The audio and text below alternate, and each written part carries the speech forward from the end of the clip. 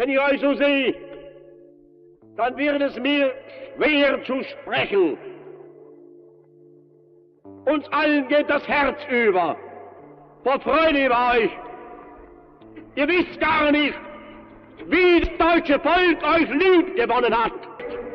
Der Spaten ist ein Symbol einer neuen Gemeinschaft geworden. Imagine a secret so powerful, it could change the course of a global war, hidden in codes thought unbreakable, guarded behind locked doors, and solved by a group of unlikely heroes working in silence. This is the story of Bletchley Park, where brilliance and perseverance cracked Nazi Germany's most complex ciphers. Du, meine Arbeit für richtig hältst, ob du glaubst, dass ich fleißig gewesen bin, dass ich gearbeitet habe, dass ich mich in diesen Jahren für dich eingesetzt habe, dass ich anständig meine Zeit verwendet habe im Dienste meines Volkes. Gib du jetzt deine Stimme ab, wenn ja! What if you could uncover the untold intelligence that saved millions of lives and turned the tide of history? When we think about the key locations that shaped the course of World War II, places like Normandy, North Africa, Okinawa, Midway, Pearl Harbor, Stalingrad, and Dunkirk immediately come to mind. These are sites forever etched into history for the brutal battles and turning points they represent. But alongside these famous battlefields were countless other locations, less well known, where the war was fought in different ways, with mines, machines, and sheer perseverance. One such place was Bletchley Park. Nestled in the quiet, rolling hills of Middle England, Bletchley Park might look at first glance like just another grand country house. It's well-maintained, with manicured lawns and elegant architecture that could easily fit into a British period drama. But beneath this calm exterior, Bletchley Park was home to one of the most remarkable achievements of World War II, the successful breaking of the German Enigma code. Almost every military communication during the war was encrypted to some degree. After all, there's little point in a secret plan if the enemy knows exactly what you're going to do. Many countries used complex codes, but the Germans were particularly confident in the security of the Enigma machine. This device, resembling a typewriter, was used by the German military to send encoded messages that were nearly impossible to decipher. The Enigma machine had 26 keys corresponding to the letters of the alphabet, and above these were 26 lights that would illuminate to show the encrypted letter as you typed. But what made Enigma especially complex was its internal mechanism, a set of rotating disks or rotors. Initially, there were 3 rotors, with a 4th added later, each capable of being set in any of 26 positions. These rotors would scramble the letters typed on the keyboard in a way that changed with every keystroke. On the front of the machine was a plug board, which looked similar to an old telephone switchboard.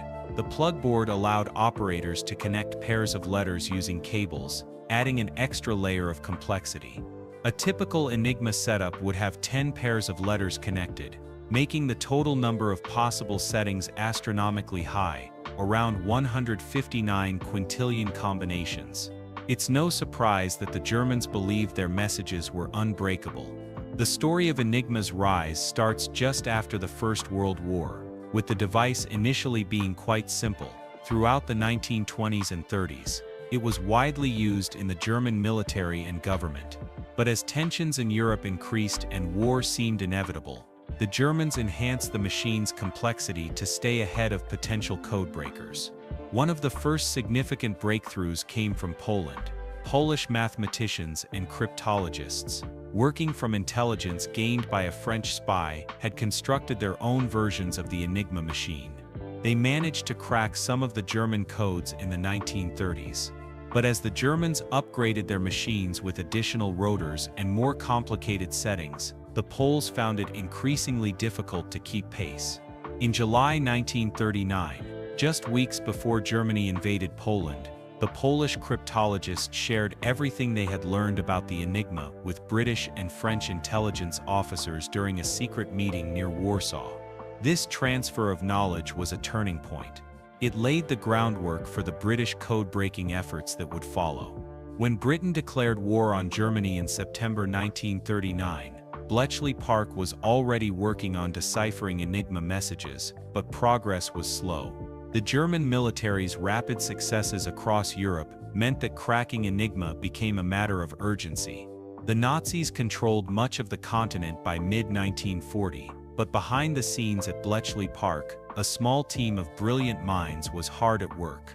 One of the most famous figures to arrive at Bletchley Park was Alan Turing, a mathematician and early computer scientist. Turing had been involved with British intelligence since before the war, but took on a full-time role at Bletchley Park when hostilities began. His work would prove critical in turning the tide of the war. Turing quickly realized that to break the Enigma code efficiently, the code breakers would need machines of their own. Devices capable of processing the countless possible Enigma settings far faster than any human could. This led to the creation of the Bomba, an electromechanical machine designed to test rotor settings and plugboard configurations automatically. The Bomba machines were inspired by earlier Polish designs but developed and scaled up by the British team.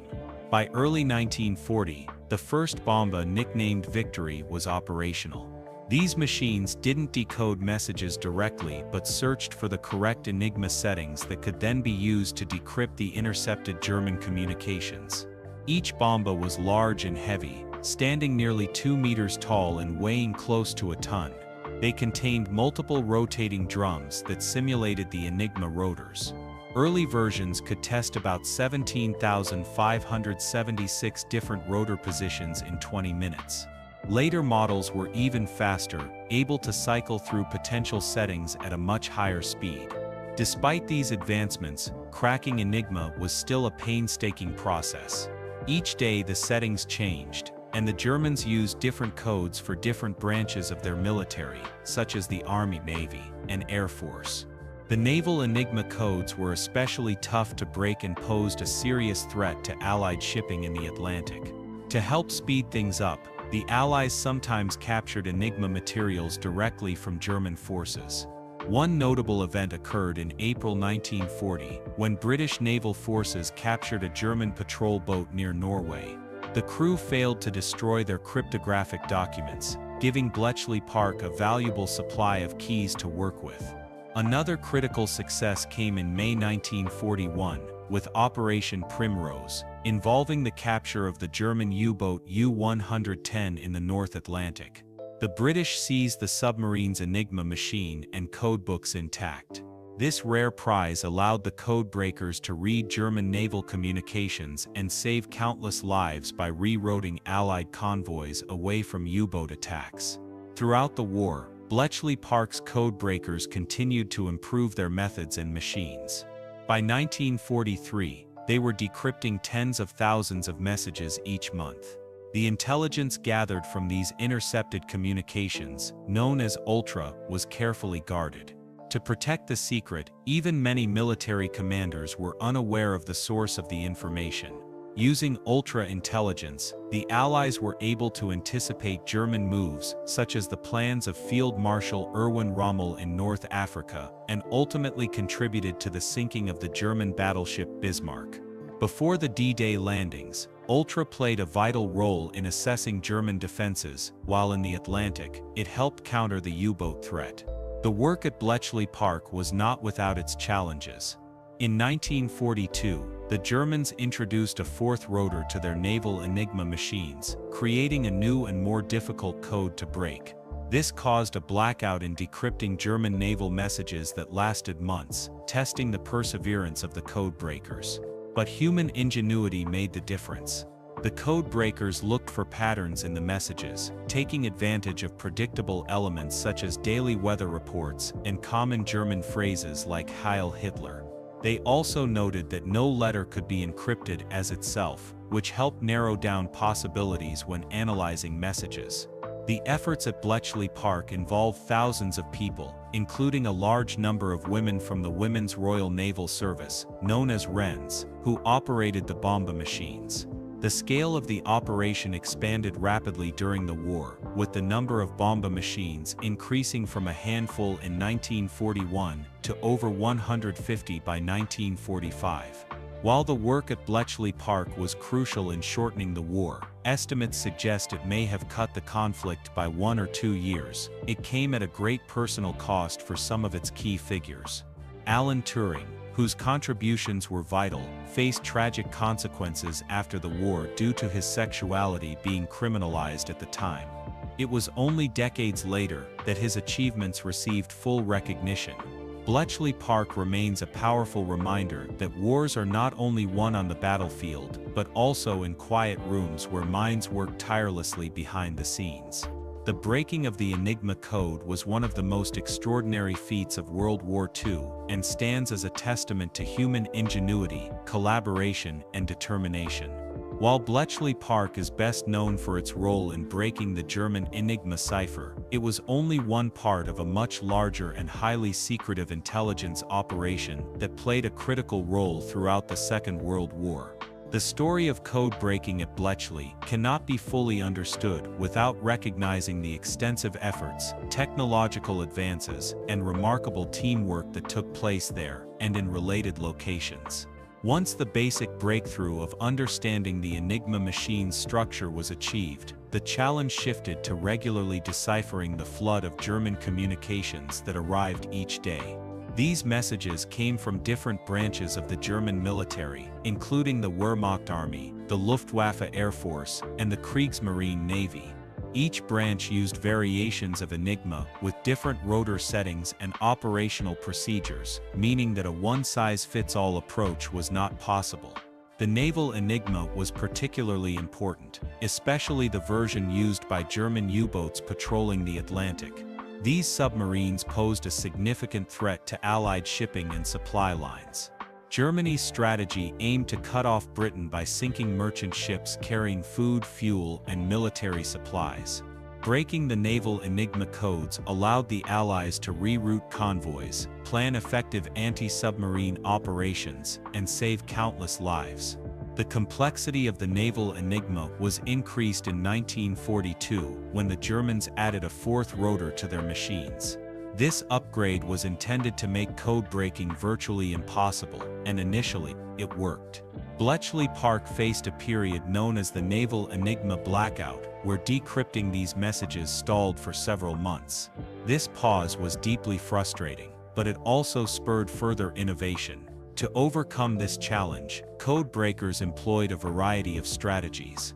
They searched for predictable elements within messages, such as standardized phrases or weather reports that were regularly included in communications. These provided what are called cribs, or educated guesses about parts of the message. Using cribs allowed the bomba machines to test fewer rotor settings and find the right one more quickly.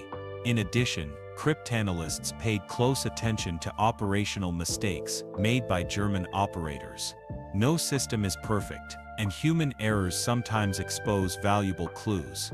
For example, German operators occasionally repeated message keys or sent messages twice using the same settings.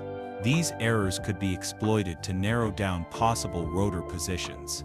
Alongside these efforts, British intelligence also relied on physical capture of Enigma materials to aid the code-breaking process. The capture of the German U-boat U-110 in May 1941 was a major coup. British forces seized the submarine and its Enigma machine, along with codebooks and settings. This allowed code breakers to read German naval messages with much greater ease, at least for a time. The impact of decrypting naval Enigma was profound. By reading German communications, the Allies were able to locate and avoid U-boat wolf packs, groups of submarines that coordinated attacks on convoys. This intelligence was so valuable that commanders often had to use it cautiously, ensuring the Germans did not realize their codes had been compromised. Beyond the Enigma, Bletchley Park was also engaged in breaking other German ciphers, such as the Lorenz cipher. The Lorenz machine was used for high-level communications between German generals and Hitler himself. It was far more complex than Enigma, using a series of 12 rotors to produce extremely complicated encrypted messages. Breaking the Lorenz cipher was another milestone in wartime cryptanalysis.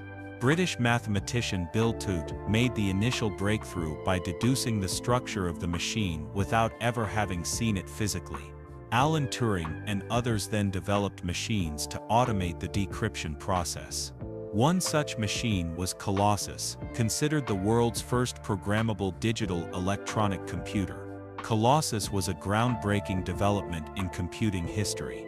Built in 1943 and operational by early 1944, it dramatically sped up the decryption of Lorenz encrypted messages. By processing thousands of characters per second, Colossus allowed the Allies to intercept and interpret high-level German strategic communications, giving them invaluable insights into enemy plans. The secrecy surrounding Bletchley Park's work was intense. Ultra-intelligence, the code name for information derived from decrypting Axis communications, was one of the best-kept secrets of the war. Revealing the source of this intelligence would have risked alerting the Germans and nullifying the entire effort. To protect Ultra's secrecy, the information was tightly controlled. Only the highest levels of military command received access, and even then, great care was taken in how it was used. For instance, if Ultra revealed the location of a German convoy, Allied forces might attack from an unexpected direction or rely on other forms of reconnaissance to avoid hinting that the code had been broken. The success of Bletchley Park's operation depended on extraordinary collaboration across many disciplines. It was not only mathematicians and cryptologists who contributed but also linguists, classicists, chess champions, crossword enthusiasts, and more. The recruitment process was unusually diverse, seeking individuals with sharp analytical skills and creative thinking. Women played a vital role at Bletchley Park. Thousands of women served as code breakers, translators, clerks, and operators of the bomb and Colossus machines. Their work was essential to maintaining the flow of intelligence, often under extreme pressure and long hours. The environment at Bletchley was both intellectually intense and highly secretive. Staff worked under strict confidentiality rules. They were not allowed to discuss their work outside the facility, and many did not know the full scope of the operation.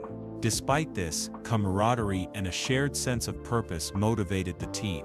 The contribution of Bletchley Park extended beyond the war. The innovations in computing and cryptography pioneered there laid the foundations for the post-war development of modern computers. The skills and knowledge gained by personnel like Alan Turing influenced the early days of computer science and artificial intelligence. After the war, the achievements of Bletchley Park remained classified for decades. Many of the people involved were sworn to secrecy and never spoke publicly about their work. It was only in the 1970s and 1980s that the story of Bletchley and Ultra began to emerge, reshaping historical understanding of the war. Today, Bletchley Park stands as a museum and heritage site, attracting visitors from around the world. The estate has been preserved, including the code-breaking huts, the mansion, and displays of the bomb and Colossus machines. It offers insight into the daily lives of those who worked there and the extraordinary challenges they faced. The story of Bletchley Park and the breaking of Enigma remains a powerful example of how intelligence, technology, and human determination can influence global events. It reminds us that war is fought not only with weapons but also with ideas and information. Reflecting on the legacy of Bletchley Park, it is clear that the code breakers' success was a combination of brilliant minds, innovative machines, and relentless perseverance. The ability to crack the code saved millions of lives, shortened the war, and changed the course of history. This legacy also teaches us about the importance of secrecy and trust in intelligence work. The entire operation depended on keeping Ultra a secret from the enemy, which required immense discipline from everyone involved. The consequences of failure would have been catastrophic. Moreover, Bletchley Park exemplifies how collaboration across different fields can lead to extraordinary breakthroughs. By bringing together people with diverse skills and perspectives, the British government was able to solve one of the most complex puzzles in military history. The story also highlights the human cost behind technological advances. Many individuals who contributed to the war effort at Bletchley Park did not receive recognition during their lifetimes. Some, like Alan Turing, suffered greatly due to social prejudices unrelated to their work. The impact of Bletchley Park's work on the outcome of the Second World War cannot be. Historians agree that the intelligence gained from breaking the Enigma and Lorentz codes provided the Allies with a decisive advantage in many crucial battles and campaigns. However, understanding the full extent of this impact requires examining how the intelligence was used strategically and operationally, as well as its limitations. The intelligence gathered at Bletchley was known by the code name Ultra, a term that reflected its high level of secrecy and importance. Ultra information was shared with top Allied commanders, including Winston Churchill, the British Prime Minister, and General Dwight D. Eisenhower, the supreme Allied commander in Europe. The availability of ultra-intelligence allowed these leaders to make informed decisions based on the enemy's plans, movements, and capabilities. One of the most notable examples of Ultra's impact was during the Battle of the Atlantic.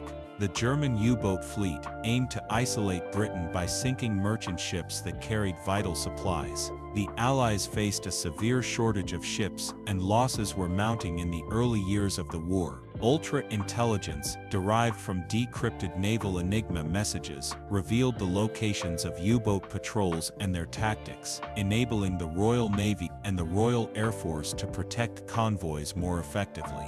The breaking of Enigma codes allowed the Allies to reroute shipping away from dangerous areas and to concentrate anti-submarine forces where they were most needed. This intelligence also helped develop more effective convoy systems and improve the use of air patrols over the Atlantic. The eventual turning of the tide in the Battle of the Atlantic was crucial for keeping Britain supplied and able to continue the fight against Nazi Germany. Beyond the Atlantic, ultra-intelligence played a vital role in the North African campaign.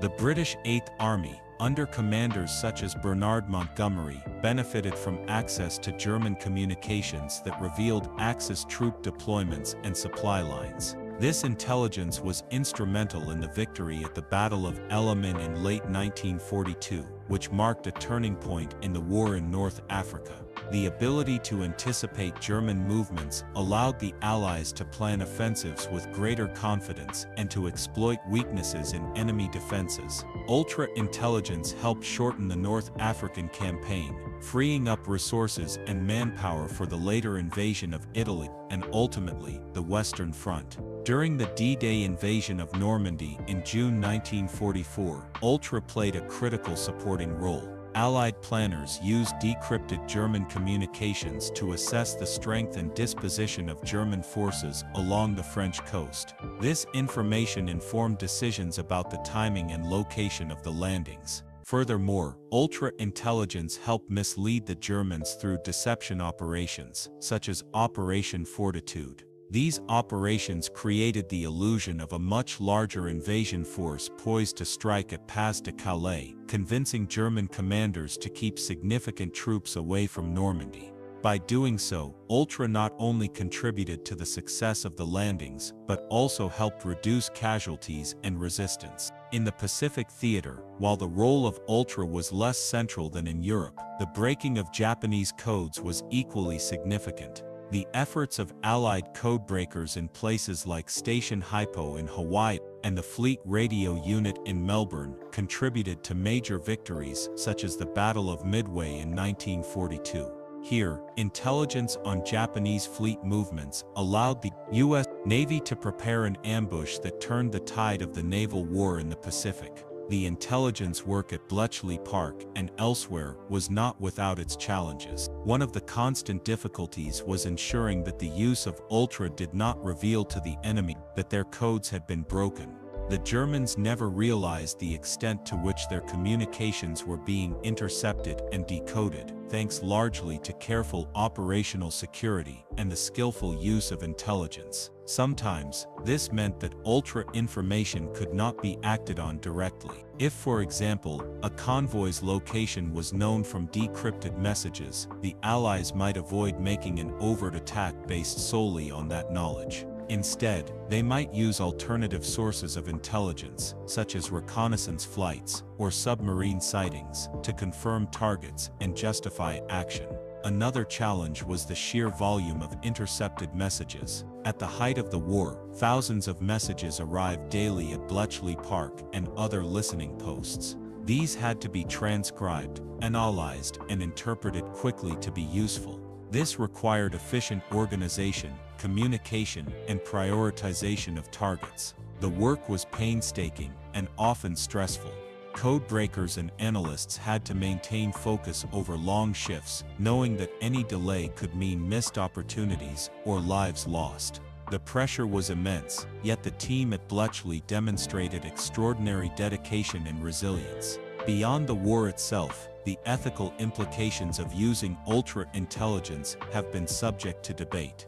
While the benefits in terms of saving lives and shortening the conflict are clear, some question the extent to which the Allies might have allowed certain attacks or events to occur, to avoid revealing that they had broken the enemy's codes. One example often discussed is the bombing of Coventry in November 1940. Some have speculated that ultra-intelligence indicated the attack was coming but was not acted on to protect the secrecy of code-breaking efforts. However, historical evidence on this point remains inconclusive, and the priority was always to balance operational security with protecting civilians and military targets. The secrecy that surrounded Bletchley Park's work lasted for decades after the war. Many of those involved took their experiences to the grave, and the public remained largely unaware of the critical role played by codebreakers. This secrecy was partly due to the Cold War, where continued intelligence operations depended on maintaining the confidentiality of cryptographic successes. Only in the 1970s and 1980s did information about Ultra and Bletchley Park begin to emerge.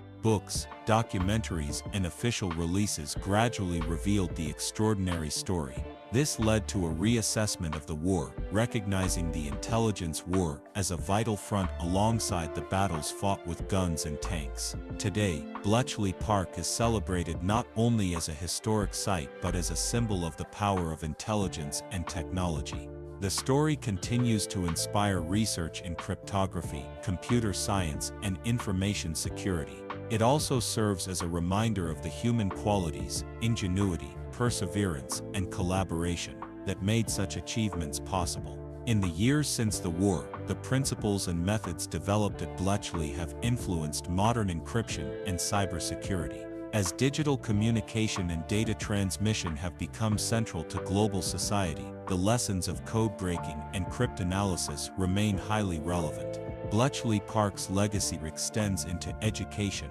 where its history is used to teach problem-solving, mathematics, and computer programming.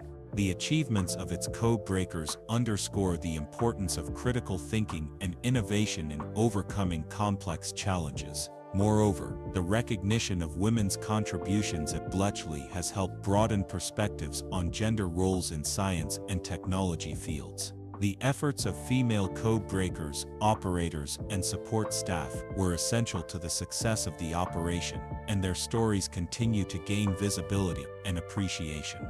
The work carried out at Bletchley Park was a defining element of Allied success in the Second World War.